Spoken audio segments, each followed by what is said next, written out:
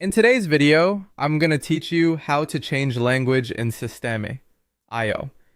By the end, you'll know exactly where to find the language control, how to switch to your preferred language, and what to expect as the interface updates. Start by opening your browser and heading to systeme.io. Once you're signed in, you'll land on the dashboard. Think of the dashboard as your control center. This is where the language option lives, so make sure you're viewing this main screen before moving on. Now look toward the top right corner of the page. This header area contains a few quick access icons. Right next to your profile icon on the right side, you'll find the language control.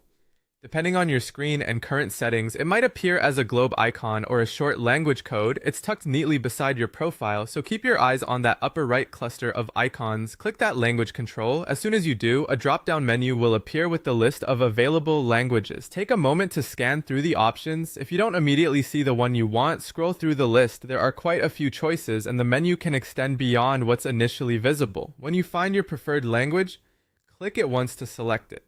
The change happens right away. You'll notice the interface text, navigation labels, buttons, and settings switch to the language you picked. In some cases, the page may briefly reload or refresh sections to apply the change.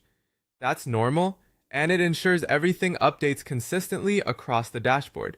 From here on, you can continue working in your chosen language. If you ever want to switch back or try a different option, just repeat the same action.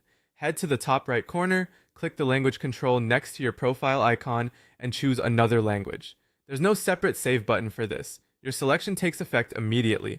A few quick tips to keep things smooth: if you don't see the language selector, confirm you're on the main dashboard rather than inside a specific editor or settings page.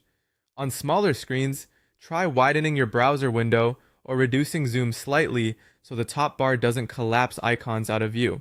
And remember, this setting changes the app's interface language. It won't translate the content you create inside your projects. You control that separately. That's all there is to it. You now know how to change the language in Systeme.io quickly and confidently.